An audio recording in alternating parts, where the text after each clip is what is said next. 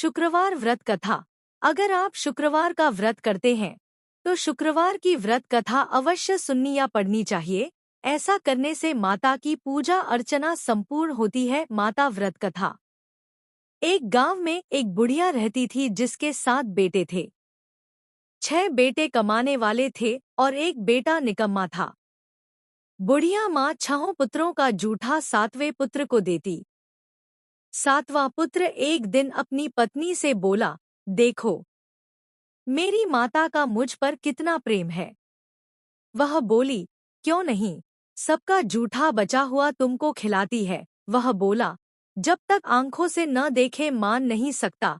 पत्नी ने हंसकर कहा, देख लोगे तब तो मानोगे। कुछ दिन बाद एक बड़ा त्योहार आया। घर में 7 प्रकार के भोजन और चूरमा के लड्डू बने। वह पत्नी की बात को जांचने के लिए सिरदर्द का बहाना बनाकर पतला कपड़ा सिर पर ओढ़कर रसोई में जाकर सो गया और कपड़े में से सब देखता रहा। 6 भाई भोजन करने आए। उसने देखा माँ ने उनके लिए सुंदर सुंदर आसन बिछाए, 7 प्रकार की रसोई परोसी और आग्रह कर करके उन्हें भोजन कराती रही। वह देखता रहा। 6 भाई भोजन कर उठ गए तब माँ ने उनकी 5 थालियों में से लड्डुओं के टुकड़ों को उठाया और एक लड्डू बनाया। जूठन साफ कर माँ ने उसे पुकारा, उठ बेटा उठ, तेरे भाइयों ने भोजन कर लिया, तू भी उठकर भोजन कर ले। उसने कहा, माँ मुझे भोजन नहीं करना, मैं परदेश जा रहा हूँ। माता ने कहा, कल जाना हो तो आज ही जा। वह बोला, हाँ हाँ जा रहा हूँ। यह कहकर वह घर से निकल गया। चलते समय उसे पत्नी की याद आई। वह गौशाला में कंडे थाप रही थी। वहां जाकर वह बोला, मेरे पास तो कुछ नहीं है। यह अंगूठी है, सो ले लो और अपनी कोई निशानी मुझे दे दो। वह बोली, मेरे पास क्या है, यह गोबर भरा हाथ है। यह कहकर पत्नी ने उसकी पीठ पर गोबर के हाथ की थाप मार दी। वह चल दिया। चलते चलते दूर देश में पहुंचा। वहां एक साहूकार की दुकान थी। वहां जाकर बोला, सेठ जी मुझे नौकरी पर रख लो। साहूकार को नौकर की सख्त जरूरत थी। साहूकार ने कहा, काम देखकर तनख्वाह मिलेगी। उसने कहा, सेठ जी जैसा आप ठीक समझें। उसे साहूकार के यहाँ नौकरी मिल गई। वह वहां दिन रात काम करने लगा। कुछ दिन में दुकान का लेन देन, हिसाब किताब, ग्राहकों को माल बेचना, सारा काम करने लगा। साहूकार के 7-8 नौकर थे। वे सब चक्कर खाने लगे। लेकिन उसने अपनी लगन, परिश्रम और ईमानदारी से सभी को पीछे छोड़ दिया। उसे अपने किए का फल मिला। सेठ ने भी उसका काम देखा और 3 महीने में ही उसे मुनाफे में साझीदार बना लिया। परिश्रम करते करते 12 वर्ष में ही वह नगर का नामी सेठ बन गया और सेठ अपना सारा कारोबार उस पर छोड़कर बाहर चला गया। इधर उसकी पत्नी पर क्या बीती वह सुने। सास ससुर उसे दुख देने लगे। गृहस्थी का काम करवाकर उसे लकड़ी लेने जंगल में भेजते। इस बीच घर की रोटियों के आटे से जो भूसी निकलती, उसकी रोटी बनाकर रख दी जाती और फूटे नारियल की नरेली में पानी दिया जाता। इस तरह दिन बीतते रहे। एक दिन वह जब जंगल में लकड़ी लेने जा नहीं थी तब उसे रास्ते में बहुत सी स्त्रियां संतोषी माता का व्रत करती दिखाई दी। यह वहां खड़ी होकर पूछने लगी, बहनों यह तुम किस देवता का व्रत करती हो और इसके करने से क्या फल होता है? इस व्रत के करने की क्या विधि है? यदि तुम अपने इस व्रत का विधान मुझे समझाकर कहोगी तो मैं तुम्हारा बड़ा एहसान मानूंगी। उनमें से एक स्त्री बोली, सुनो, यह संतोषी माता का व्रत है। इसके करने से निर्धनता, दरिद्रता का नाश होता है, लक्ष्मी आती है, मन की चिंताएं दूर होती है, मन को प्रसन्नता और शांति मिलती है, निपुति को पुत्र मिलता है, प्रीतम बाहर गया हो तो वह शीघ्र लौट आता है, कुंवारी कन्या को मन पसंद वर मिलता है, चलता मुकदमा खत्म हो जाता है।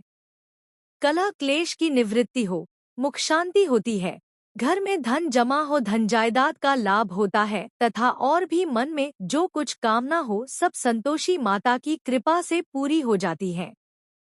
इसमें संदेह नहीं। वह पूछने लगी, यह व्रत कैसे किया जाता है? यह भी बताओ तो बड़ी कृपा होगी। वह स्त्री कहने लगी, बिना परेशानी, श्रद्धा और प्रेम से जितना भी बन सके प्रसाद लेना।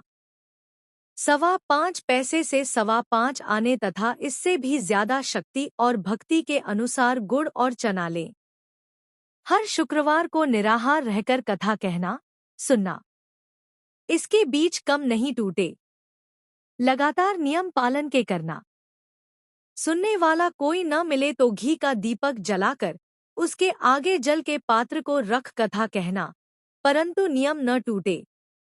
जब तक कार्य सिद्ध न हो, नियम पालन करना और कार्य सिद्ध हो जाने पर व्रत का उद्यापन करना। 3 मास में माता पूरा फल प्रदान करती है।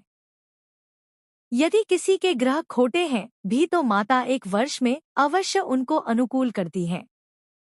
कार्य सिद्ध होने पर ही उद्यापन करना चाहिए, बीच में नहीं। उद्यापन में 2.5 सेर आटे का खाजा तथा इसी अनुसार खीर तथा चने का साग बनाना। 8 बच्चों को भोजन कराना। जहां तक मिले देवर, जेठ, भाई बंधु, कुटुंब के लड़के लेना, न मिले तो रिश्तेदारों और पड़ोसियों के लड़के बुलाना। उन्हें भोजन करा, यथाशक्ति दक्षिणा दे, माता का नियम पूरा करना। ध्यान रखना उस दिन घर में कोई खटाई न खाए। यह सुन वह वहां से चल दी। रास्ते में लकड़ी के बोझ को बेच दिया और उन पैसों में गुड़ चना ले माता के व्रत की तैयारी कर आगे चली। रास्ते में संतोषी माता के मंदिर में जा माता के चरणों में लौटने लगी। विनती करने लगी, माँ, मैं दीन हूँ, निपट मूर्ख हूँ। व्रत के नियम कुछ जानती नहीं। मैं बहुत दुखी हूँ। हे माता, मेरा दुख दूर कर, मैं तेरी शरण में हूँ। माता को दया आई। एक शुक्रवार बीता कि दूसरे शुक्रवार को ही उसके पति का पत्र आया और तीसरे शुक्रवार को उसका भेजा हुआ पैसा आ पहुंचा। यह देखकर जेठानी मुंह सिकोड़ने लगी, इतने दिनों बाद इतना पैसा आया, इसमें क्या बड़ाई है? लड़के ताने देने लगे, काकी के पास अब पत्र आने लगे, रुपया आने लगा, अब तो काकी की खातिर बढ़ेगी, अब तो काकी बुलाने से भी नहीं बोलेगी। बेचारी सलता से कहती, भैया पत्र आए, रुपया आए तो हम सबके लिए अच्छा है। ऐसा कहकर आंखों में आंसू भरकर संतोषी माता के मंदिर में जा मातेश्वरी के चरणों में गिरकर रोने लगी। माँ, मैंने तुमसे पैसा नहीं मांगा, मुझे पैसे से क्या काम, मुझे तो अपने सुहाग से काम है। मैं तो अपने स्वामी के दर्शन और सेवा मांगती। तब माता ने प्रसन्न होकर कहा, जा बेटी, तेरा स्वामी जल्दी ही आएगा। यह सुन खुशी से बावली हो वह घर आकर काम करने लगी। संतोषी माँ विचार करने लगी, इस भोली पुत्री से मैंने कह तो दिया कि तेरा पति शीघ्र आएगा, पर आएगा कहाँ से? वह तो इसे स्वप्न में भी याद नहीं करता। उसे इसकी याद दिलाने तो मुझे ही जाना पड़ेगा। संतोषी माता ने उस बुढ़िया के बेटे को स्वप्न में समझाया, पुत्र, तेरी घरवाली कष्ट उठा पाँच रही है। यह बोला, हाँ माता, यह तो मुझे भी मालूम है, परंतु क्या करूं, वहां कैसे जाऊं? परदेश की बात है, लेन देन का सारा हिसाब किताब है, कोई जाने का रास्ता नजर नहीं आता। आप ही कोई राह दिखाएं कि वहां कैसे जाऊं। माँ कहने लगी, सवेरे नहा धोकर संतोषी माता का नाम ले, घी का दीपक जला दंडवत कर और दुकान पर जा बैठना। देखते देखते तेरा लेन देन चुक जाएगा, जमा माल बिक जाएगा, सांझ होते होते धन का ढेर लग जाएगा। वह अगले दिन सुबह बहुत जल्दी उठा। उसने अपने मित्र बंधुओं परिचितों से स्वप्न में माता द्वारा कही गई बात कह सुनाई। वे सब उसकी बात सुनकर उसकी खिल्ली उड़ाने लगे। वे कहने लगे कि कहीं कभी सपने की बात भी सच्ची होती है। एक बूढ़ा व्यक्ति बहुत समझदार था। वह बोला, देखो भाई, मेरी बात मानो, इस तरह सांच या झूठ कहने के बदले देवता ने जैसा कहा है वैसा ही करना। तेरा क्या जाता है। बूढ़े की बात मानकर नहा धोकर उसने संतोषी माता को प्रणाम किया। फिर भी का दीपक जलाकर दुकान पर जा बैठा। शाम तक धन का ढेर लग गया। वह हैरान हुआ।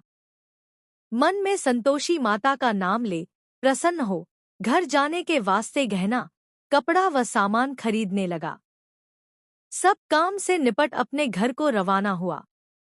उधर उसको पत्नी जंगल में लकड़ी लेने गई।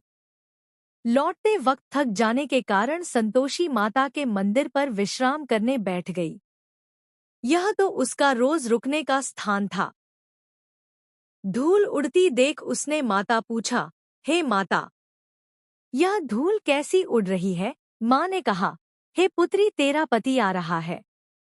अब तू ऐसा कर, लकड़ियों के 3 बोझ बना। एक नदी के किनारे रख, दूसरा मेरे मंदिर पर और तीसरा अपने सिर पर रख। तेरे पति को लकड़ी का गड्ढा देखकर मोह पैदा होगा। यह वहां रुकेगा, नाश्ता पानी बना खाकर माँ से मिलने जाएगा। तू लकड़ी का बोझ उठाकर जाना और बीच चौक में गड्ढा डालकर 3 आवाजें जोर से लगाना, लो सासू जी, लकड़ियों का गट्ठा लो, भूसी को रोटी दो, नारियल के खोपरे में पानी दो। आज कौन मेहमान आया है। संतोषी माँ की बात सुनकर वह बहुत अच्छा माँ कहकर प्रसन्न मन से लकड़ियों के 3 बोझ बना लाई। एक नदी के तट पर, दूसरा माता के मंदिर पर रखा। इतने में ही मुसाफिर वहां आ पहुंचा। सूखी लकड़ी देख उसको इच्छा हुई कि अब यहीं विश्राम कर ले और भोजन बनाकर खा पीकर गांव चले। इस प्रकार भोजन कर विश्राम कर वह अपने गांव में आ गया। उसी समय बहू सिर पर लकड़ी का गड्ढा लिए आई। उसने गड्ढा को आंगन में डाल जोर से 3 आवाजें दी, लो सासू जी, लकड़ी का गड्ढा लो, भूसी की रोटी दो, नारियल के खोपर में पानी दो। आज कौन मेहमान आया है। यह सुनकर सास ने अपने दिए हुए कष्टों को भुलाने के लिए कहा, बहू, तू ऐसा क्यों कहती है। तेरा मालिक ही तो आया है। बैठ, मीठा भात खाकर कपड़े गहने पहन। पत्नी की आवाज सुनकर उसका स्वामी बाहर आया और उसके हाथ में पहनी अंगूठी देख व्याकुल हो गया। उसने माँ से पूछा, मान, यह कौन है। माँ बोली, बेट, तेरी पत्नी है। आज 12 वर्ष हो गए हैं जब से तू गया है। तब से सारे गांव में जानवर की तरह भटकती फिरती है। कामकाज कुछ करती नहीं, 4 समय आकर खा जाती है। अब मुझे देखकर भूसी की रोटी और नारियल के खापरे में पानी मांगती है। वह बोला, माँ, मैंने इसे भी देखा है और तुम्हें भी। मुझे दूसरे घर की चाबी दो, मैं उसमें रहूंगा। ठीक है बेटा, जैसी तेरी मर्जी, कहकर माँ ने चाबी का गुच्छा बेटे के सामने रख दिया। उसने दूसरे घर को खोलकर सारा सामान जमाया। एक ही दिन में वहां राजा के महल जैसा ठाट-बाट बन गया। अब क्या था, वह सुख भोगने लगी। अगला शुक्रवार उसने पति से कहा, मुझे संतोषी मात का उद्यापन करना है। पति बोला, बहुत अच्छा, खुशी से कर लो। वह उद्यापन की तैयारी करने लगी। जेठ के लड़कों को भोजन के लिए कहने गई। उन्होंने मंजूर किया, परंतु पीछे से जेठानी ने अपने बच्चों को सिखलाया, देखो रे, भोजन के समय सब लोग खटाई मांगना, जिससे उसका उद्यापन पूरा न हो। लड़के भोजन करने आए। खीर पेट भरकर खाई, परंतु बात याद आते ही कहने लगे, हमें कुछ खटाई खाने को दो, खीर खाना हमें भाता नहीं, देखकर अरुचि होती है। लड़के उठ खड़े हुए, बोले, पैसे लाओ। भोली बहू कुछ जानती न थी, उसने उन्हें पैसे दे दिए। लड़कों ने बाजार जाकर उन पैसों से इमली खरीदी और खाई। यह देखकर बहू पर माता जी ने कोप किया। राजा के दूत उसके पति को पकड़कर ले गए। अब सब मालूम हो जाएगा। जब जेल की रोटी खाएगा। बहू से यह वचन सहन नहीं हुए। वह संतोषी माता के मंदिर में गई और कहने लगी, माता, तुमने यह क्या किया? हंसाकर क्यों रुलाने लगी? माता बोली, पुत्री, तूने मेरा व्रत भंग किया है। इतनी जल्दी सब बातें भुला दी। वह बोली, माता, भूली तो नहीं हूँ, न कुछ अपराध किया है। मुझे तो लड़कों ने भूल डाल दिया। मुझे क्षमा करो माँ। माँ बोली, ऐसी भूल भी कहीं होती है। यह बोली, अब कोई भूल नहीं होगी। अब बताओ, मेरे पति कैसे आएंगे? माँ बोली, पुत्री, जा, तेरा पति तुझे रास्ते में ही आता मिलेगा। वह मंदिर से निकलकर बाहर आई तो रास्ते में उसे अपना पति आता हुआ मिला। उसने पूछा, कहाँ गए थे? वह बोला, इतना धन जो कमाया है उसका कर राजा ने मांगा था, वह भरने गया था। वह प्रसन्न होकर बोली, भला हुआ, अब घर चलो। फिर अगला शुक्रवार आया। वह बोली, मुझे माता का उद्यापन करना है। पति ने कहा, ठीक है, करो। वह फिर जेठ के लड़कों से भोजन को कहने गई। जेठानी ने लड़कों को सिखा दिया कि तुम पहले ही खटाई मांगना। लड़के भोजन करने बैठे, लेकिन भोजन करने से पहले ही कहने लगे, हमें खीर पूरी नहीं भाती, जी बिगड़ता है, कुछ खटाई खाने को दो। यह बोली, खटाई खाने को नहीं मिलेगी, खाना हो तो खाओ। उनके उठकर चले जाने पर उसने ब्राह्मणों के लड़के बुलाकर भोजन करवाया। दक्षिणा की जगह उन्हें एक एक फल दिया। इससे संतोषी माता प्रसन्न हो गई। माता की कृपा से 9 माह बाद उसको चंद्रमा के समान एक सुंदर पुत्र प्राप्त हुआ। पुत्र को लेकर वह प्रतिदिन संतोषी माता के मंदिर में जाने लगी। माँ ने सोचा कि यह रोज आती है, आज क्यों न मैं ही इसके घर चलूं, इसका आसरा देखूं तो सही। यह विचार कर माता ने भयानक रूप बनाया।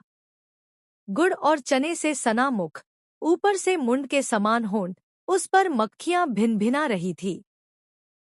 दहलीज में पैर रखते ही उसकी सास चिल्लाई, देखो रे, कोई चुड़ैल डाकिनी चली आ रही, लड़को, इसे भगाओ, नहीं तो सबको खा जाएगी। बहू रोशनदान से देख रही थी।